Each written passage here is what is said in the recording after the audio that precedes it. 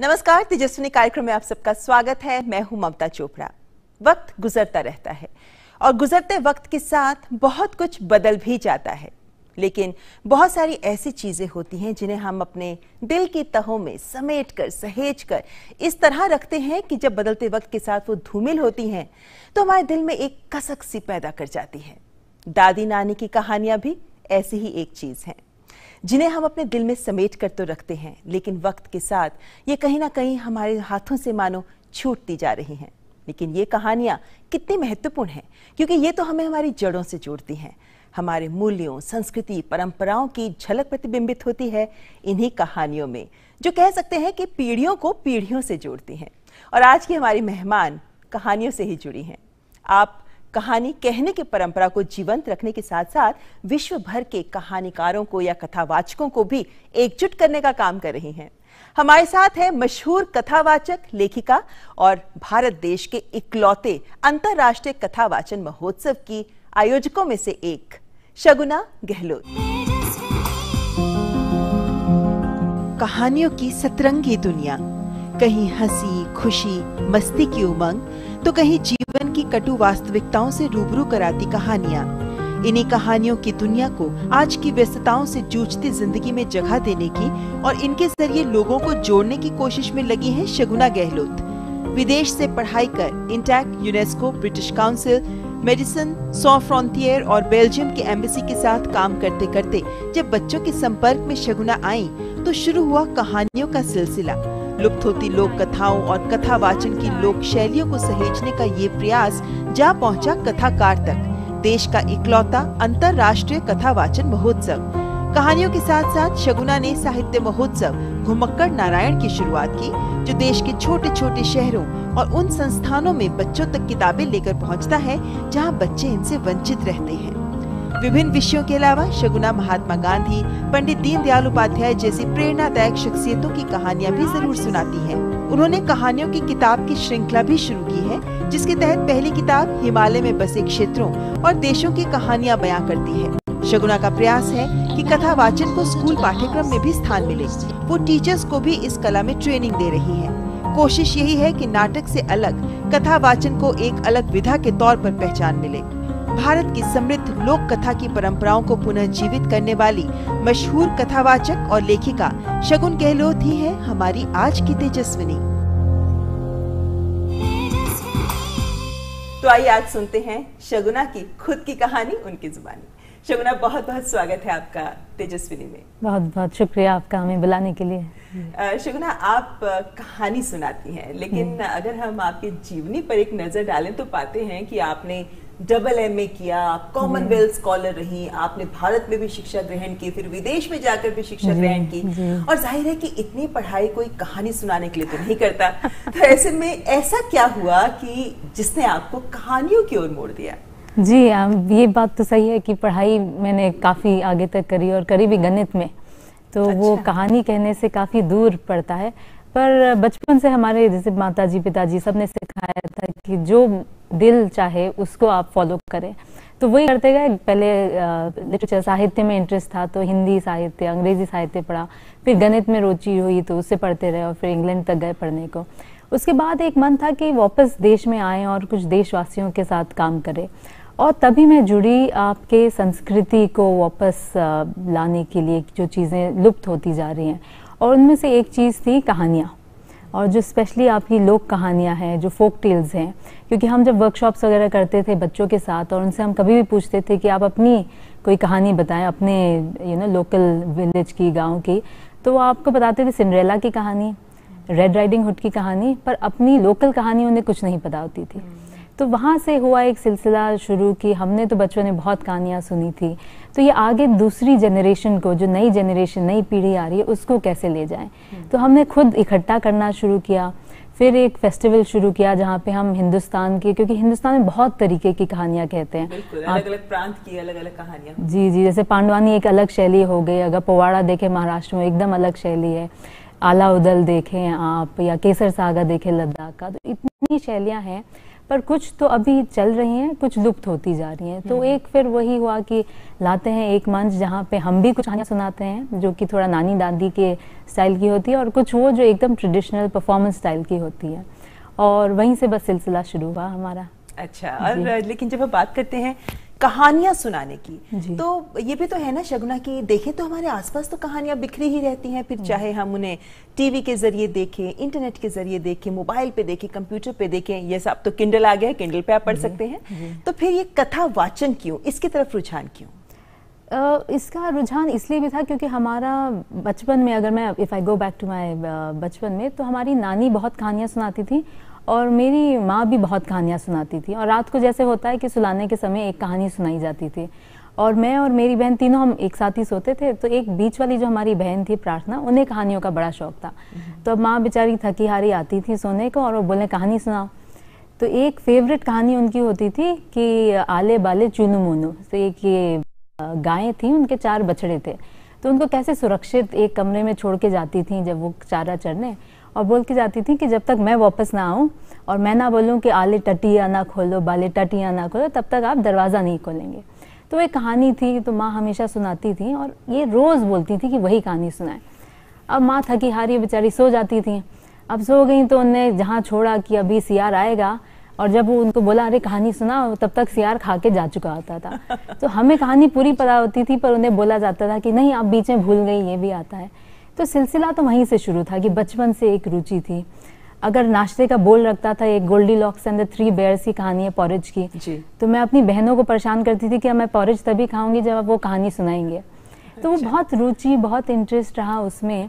और जब बड़े हुए हम, हमारा नेफ्यू हुआ, हमारा भतीजा हुआ, तो उनको मैंने कहानी सुनाना शुरू किया, और तब वो कहानी को कैसे सुनाना है, कितना इंटरेस्टिंग बनाना है, उसमें क्या जोड़ना है, क्या नहीं जोड़ना है, उससे एक तरीके से मेरा बोलने का, जो मैं बाहर जाके स्कूल में या म्यूजियम्स में या कहीं बोलना शुरू किया, वो तकरीबन 2004 से ही शुरू हुआ है। अच्छा, तो यहाँ से आप कह सकते हैं कि कहानियों का सिलसिला जो शुरू बचपन से हुआ था, वो फिर आगे बढ़ता चला गया। लेकिन आपने अभी अंतर्राष्ट्रीय फिल्म महोत्सव भी शुरू कर दिया है, और इस महोत्सव में तो दुनिया भर के लोग आते हैं। तो ये अंतर्राष्ट्रीय जो कथा वाचन का एक सिलसिला शुरू हुआ है, इसके क्या अनुभव रहते हैं? ये हम मानते हैं ना कि मानवीय संवेदनाएं तो पूरे विश्व में एक ही होती हैं, कहानियों में भी वही झलकता है, तो क्या कुछ खास महसूस होता है इस मंच पर? इस मंच का हमें बहुत ज़रूरी था। जैसे मैंने अभी कहा कि हिंदुस्तान में तो बहुत तरीके की कथा वाचन कहने के तरीके हैं, जो विदेश में अगर आप देखें तो वहाँ पे उन्होंने थोड़ा सा कंटेम्प्रेराइज कर दिया है। उनके पहले तरीके अलग थे, क्योंकि कथावाचन ऐसा है कि पूरे दुनिया में मिला जाता है, चाहे आप अफ्रीका जाएं, चाहे सेंट्रल एशिया जाएं, सबका अपना तरीका होता था कहने का। यूरोप और अमेरिका में उन्होंने शुरू किया कि एक इंसान आके पूरी कहानी कहता है, तो एक आसान तरीका भी है, पूरा ग्रुप नहीं बनाना होता। और उन्होंने जिस तरह से अब नए जनरेशन के साथ रिलेट करते हैं, तो वहाँ पे एकदम रिसर्जेंस आया तकरीबन 80s के समय पे।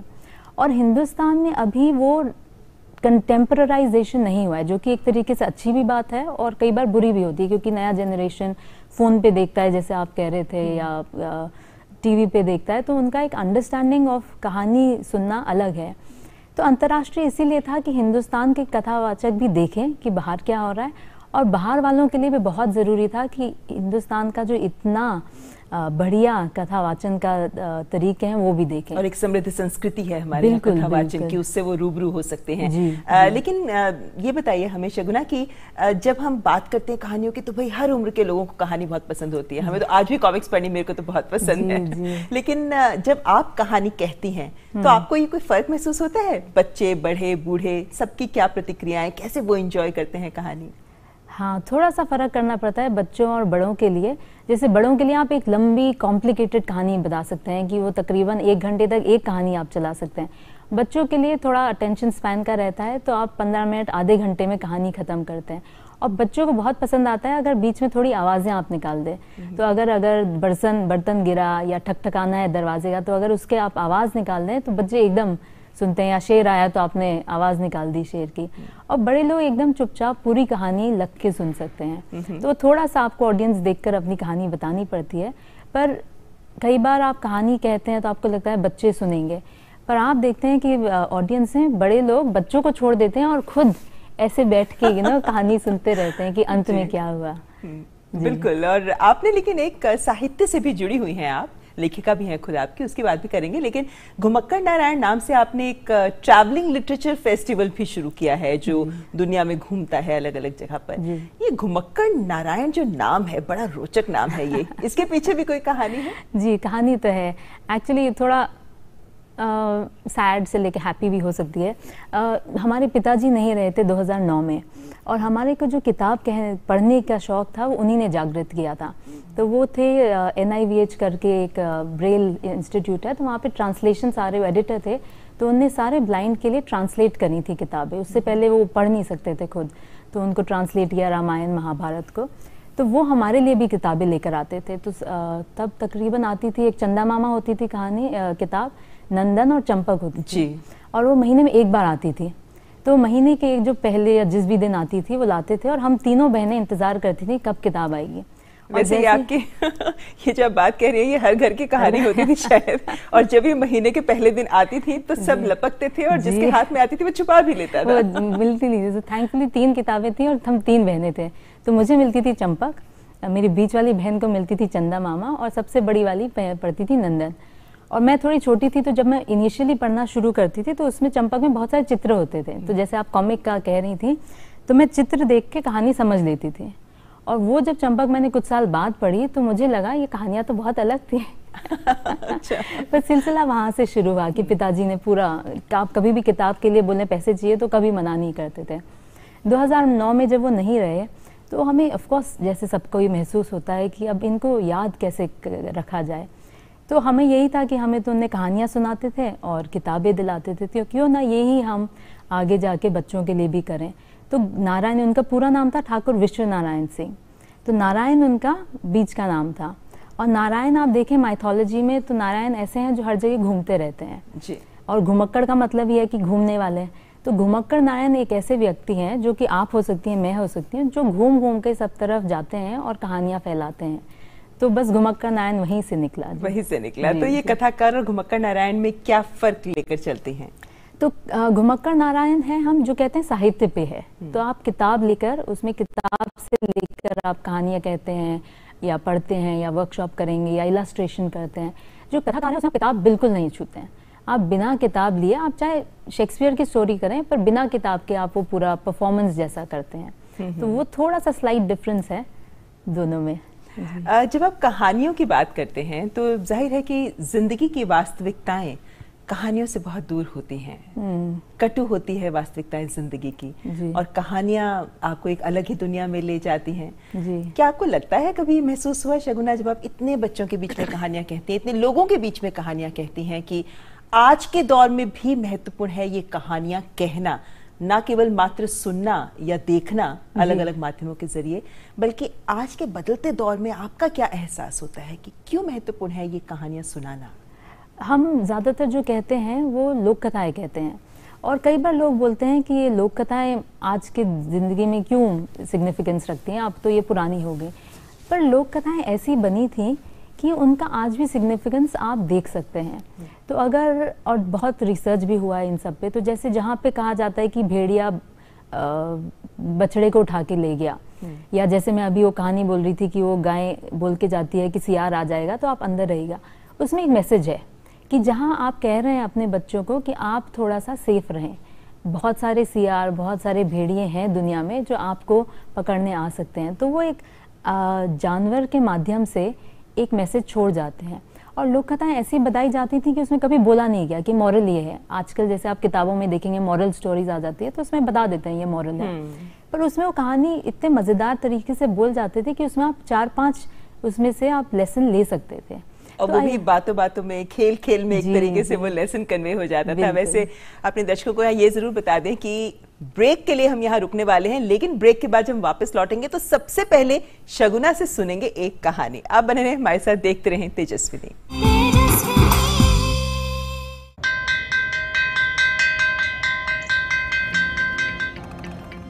पहला अक्षर अ रट लो तो व से एक विद्वान होगा। पक्की होगी बुनियादें तो ह से हिंदुस्तान होगा। खेल करो, शुरुआत करो, करो तो पक्की बात करो। वंडर सीमेंट, एक परफेक्ट शुरुआत।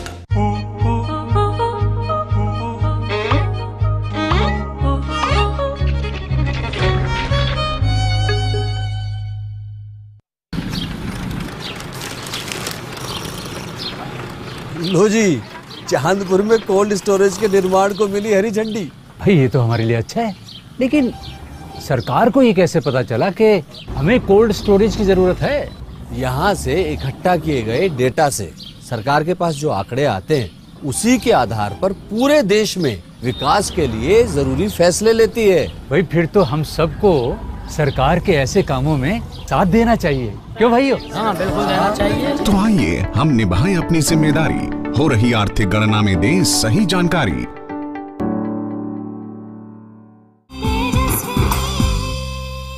ब्रेक के बाद आपका स्वागत है तेजस्विनी में। आज हम मुलाकात कर रहे हैं जानी मानी लेखिका और कथावाचक शगुना गहलोत से। शगुना, आपके कथा वाचन की बहुत तारीफ होती है कि आप कहानी बांधती हैं, जब कहानी सुनाती हैं आप तो समा बांध देती हैं। तो आज हमारे दर्शकों के लिए आप क्या खास कहानी लेकर आई हैं? क्योंकि आपने कहा था मैसेज होता है नहीं होता है उस कहानी में, तो एक कहानी मेरी बहुत ही दिल के करीब है और मैं अक्सर सुनाती हूँ। मैंने जब रिसर्च किया था तो ये आया था कि इंग्लैंड की एक कहानी है, फोक टेल है। पर जैसे फोक टेल्स हैं वो ट्रैवल करती हैं और पहले आप जैसे देखिए सिल्क रूट में वो कहानियाँ कहीं की कहीं पहुँच गई। तो ये हो सकता है कोई कहेगा आपको कि ये तो हिंदुस्तान की कहानी है, पर मैं अभी इंट्रोड्यूस करूँगी इसे एक इंग्लैंड की फोक टेल जैसे। तो इंग्लैंड की फोक टेल्स में जैक करके एक कैरेक्टर होता है जो कि बहुत जगह यूज़ होता है, और जैक होता है तकरीबन 12 से 14 साल का, और कभी वो बहुत ही बेवकूफ़ होता है, अल्हड़ होता है, और कभी बहुत ही चालाक होता है। तो ये कहानी है आपके एक गाँव की जहाँ पे जैक जो है अपनी माँ के साथ रहता है और दोनों ठीक ठाक अपना पालन पोषण कर लेते हैं। पिताजी है नहीं घर में, तो जितनी ज़मीन है उसमें कुछ उगा लेते हैं, जो बचता है उसे जाके शहर में बेच आते हैं और उसी से उनका बढ़िया पालन पोषण होता है। अब एक दिन की बात है, उनकी माँ कुछ सामान निकाल रही थी और गिर गई, तो उनकी जो पीठ में थी बहुत दर्द हुआ, और शुक्रवार का दिन था जिस दिन वो हाट लगता था।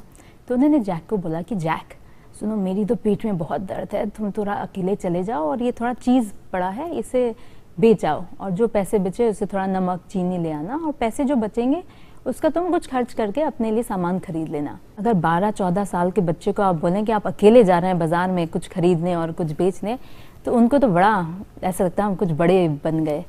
तो वो अंदर से तो बड़े खुश, पर ऊपर से माँ को दिखाना नहीं चाह रहे थे कि अगली बार भी बोल देंगे कि तुम ही जाओ। तो उन्हें थोड़ा आनाकानी की कि नहीं, इतना बढ़िया मौसम है, धूप निकली है, आज तो मैं यहीं पेड़ के नीचे सोऊंगा। तो माँ ने कहा नहीं नहीं, अभी तुम जाओ क्योंकि चीज़ तो ख़राब हो जाएगी, आप ले जाएं।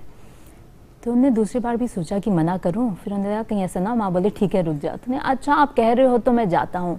तो जल्दी जल्दी कमरे में गए, बक्सा खोला, अब भाई अच्छे से तैयार होके जाना है।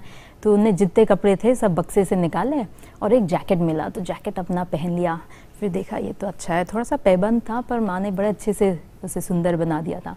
फिर उन्हें लगा अभी भी कुछ कमी है, तो और सामान निकाला, एक टोपी मिली, टोपी अपनी लगाई, अपना चेहरा थोड़ा देखा उसमें शीशे में, ना अब मैं अच्छा स्मार्ट लग रहा हूँ, अब मैं जा सकता हूँ। तो थैला लिया, थैले में उन्हें अपना चीज़ का बड़ा सा एक टुकड़ा रखा और अपना चल दिए गांव की तरफ जहाँ उन्हें बेचना था। अब वहाँ पे बड़ा सी एक हाट लगी थी और हर कोई अपनी सामान बेच रहा था और ज़ोर ज़ोर से आवाज़ें करके, कोई कह रहा कि यहाँ पे लॉलीपॉप ले लो, कोई कह रहा चीनी ले लो। तो उन्होंने भी एक जगह अपनी सामान बांधी और आवाज़ें लगाना शुरू किया। थोड़ी देर में कुछ लोग आए और उनकी चीज़ बिक गई और उनके जेब में बचे 10 पेनीज़ कहते हैं वहाँ पे। तो 10 पेनीज़ उनकी इकट्ठी हो गई। अब उन्हें लेना था नमक और कुछ चीनी, तो गए नमक चीनी ले ली। वो सब सौदा करने के बाद भी उनके पास तकरीबन 6 सिक्के बच गए।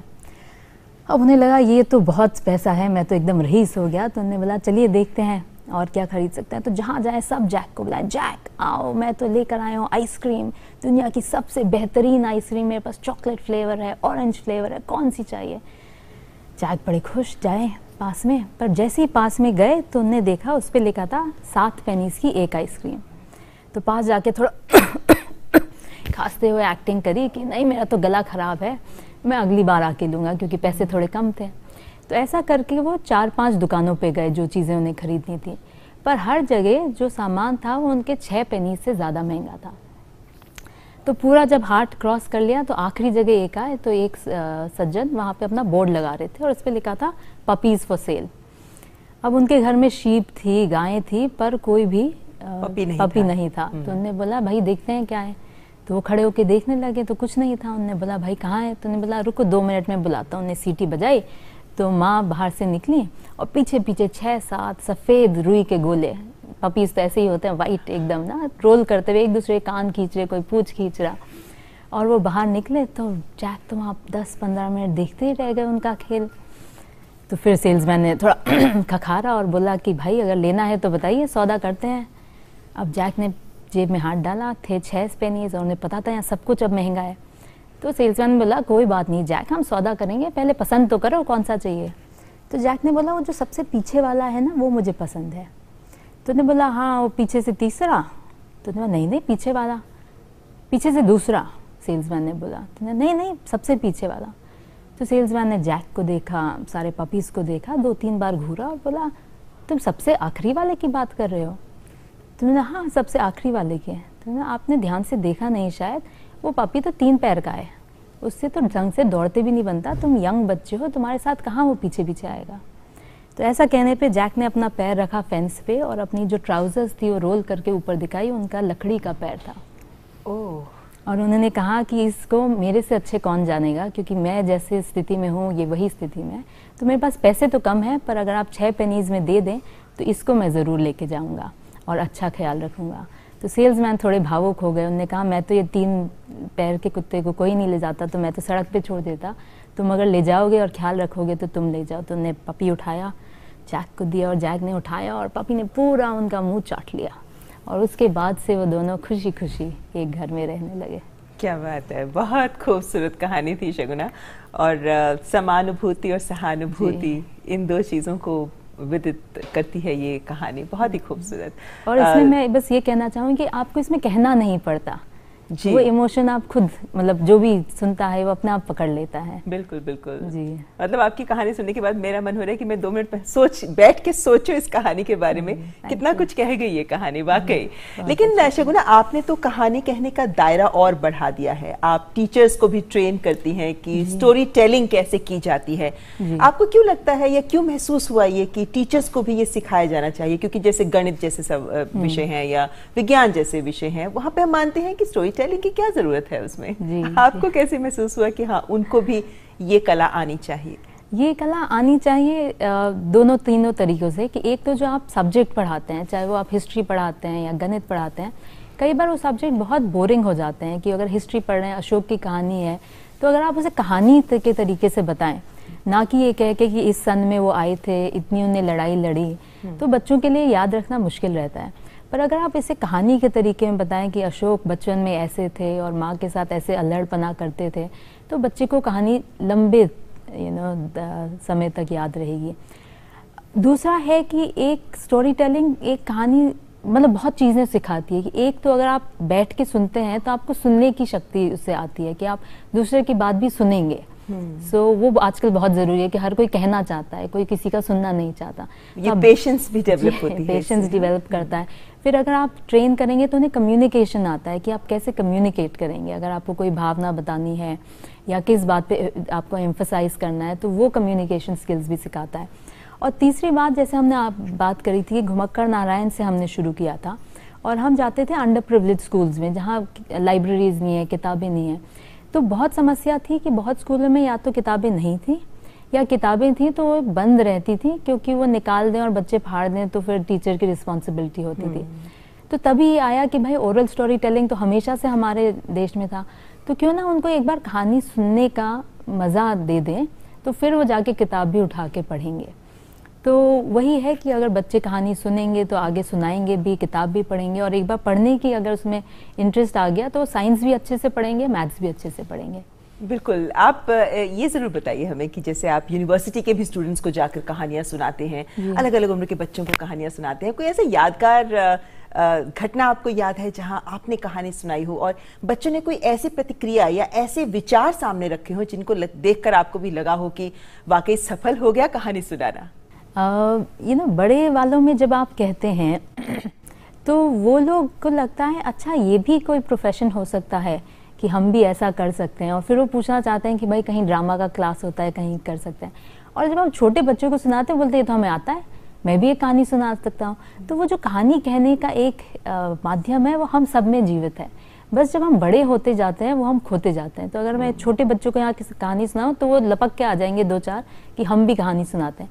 तो छोटे बच्चों को सुनाने में वो बड़ा मजा आता है, और वो ताली भी बजाएंगे, आपके साथ हंसेंगे भी, तो मज़ा आ जाता है उन्हें कहानी सुनाए। वो कभी रिस्ट्रेन नहीं करते अपने इमोशन, आपको खुल के बताते हैं कि आज मजा आया, और नहीं मजा आया तो भी बता देते हैं कि कोई जमाई ले रहा है, कोई इधर उधर देख रहा है या बात करना शुरू कर दिया। एक्सप्रेसिव होते हैं बच्चे बहुत ज्यादा। और कहानियों को लेकर देखा जाए तो हमारी, मुझको याद है बचपन में एक कविता होती थी मैथिली शरण गुप्त जी की, ज्यादातर लोगों ने, बच्चों ने जरूर क्लास में पढ़ी होगी। माँ कह एक कहानी, बेटा समझ लिया क्या तूने मुझको अपनी नानी, माँ कह एक कहानी। उसमें एक बड़ी खूबसूरत सी लाइन थी कि माँ थकी हुई है, माँ लेटी हुई है, और उसमें एक कनेक्टमेंट की तरह होता था कि नाटक की तरह की, कहती है मुझसे ये चेटी, तू मेरी नानी की बेटी, कह माँ कह लेटी ही लेटी, राजा था या रानी, माँ कह एक कहानी। ये कुछ यादें आपने आज वाकई फिर से जीवंत कर दी हैं हमारे लिए कि अपने बचपन को एक बार फिर हम जी सकते हैं। लेकिन यहाँ से आगे क्या शगुना, और आगे की राह, क्या लक्ष्य, क्या सपने हैं आपके? हमारा तो यही लक्ष्य है कि हम ये जो कहानियों का है सिलसिला ये आगे भी ले जाएं। तो अभी हम दिल्ली में जैसे करते हैं, और कभी कभी हमने बॉम्बे में भी किया और बैंगलोर में भी किया, तो हम और देश में भी कर सकते हैं, क्योंकि हर देश में भी इतनी लिपियाँ, इतने तरीके के हैं कथावाचन तरीके कि कभी नॉर्थ ईस्ट के लोगों का कथावाचन गुजरात में भी देखा जाए एंड वाइस वर्सा। पर हम ये अपना जो हिंदुस्तान का कथावाचन का तरीका है, हम ये विदेशों में भी ले जाना चाहेंगे। जैसे हम यहाँ लाते हैं विदेश से लोग, तो हम चाहेंगे कि ये बाहर के लोग भी हमारा देखें कथावाचन, तो वो जरूरी है ये भी। बिल्कुल। आप एक लेखिका भी तो हैं, तो आपने जो किताब लिखी क्यूरियस टेल्स फ्रॉम हिमालयाज, तो आपने हिमालय की तलहटी में बसे जो देश हैं, अलग अलग देशों की कहानियों को आपने इस किताब में डाला है। तो कैसे ढूंढी ये कहानियां? हमें मेरी बहन प्रार्थना गहलोत, उनने और मैंने दोनों ने मिलकर कहानियां लिखी हैं, क्योंकि हमें घूमने का, अब घुमक्कड़ नारायण की बात है तो कुछ हम भी हैं, तो हमें घूमने का बहुत शौक है। और हम पले बड़े देहरादून में हैं, क्योंकि पिताजी की पोस्टिंग वहीं थी, तो हिमालय की गोद में ही थे। और फिर घूमने भी जाते थे, तो ऊपर कभी हिमाचल चले गए और वहाँ दार्जिलिंग तरफ, तो हिमालय में काफ़ी हम घूमे हैं। तो हमें कहानियाँ सुनने की शौक भी था, तो हम कहानियाँ सुनते थे, और एक तरीके से कि समझ लीजिए कि हम कलेक्ट भी करने लगे उन्हें। और जैसे कि मैंने कहा कि जब हम बाद में वर्कशॉप करने लगे और बच्चों से पूछते थे तो उन्हें कहानियाँ नहीं पता थी, तो तब हमें लगा कि अब टाइम आ गया है, समय आ गया है कि ये कहानियाँ अब हम कहीं छपा के आगे भी लोगों को पढ़ने को दें। तो तब एक पब्लिशर हमें मिले और उन्होंने कहा हम ये छापते हैं। तो वो 11 कहानियाँ हैं, और आपकी शुरू होती हैं लद्दाख से और पूरा आपके अरुणाचल तक जाती है, एक एक कहानी, बीच में नेपाल की, हिमाचल से आगे, हिमालय से आगे भी सफर अभी जारी है जी। ये तो एक पहली कलेक्शन है, अब हम दूसरे पे तो काम कर रहे हैं जो अब छपना चाहिए, तो सिलसिला चलता रहेगा, उम्मीद है। चलिए, कहानियों की जब बात करते हैं, वाकई बहुत खूबसूरत दुनिया है इन कहानियों की, और इनको कहानी सुनाने की परंपरा जिसको आप जीवंत रखने की कोशिश कर रही हैं।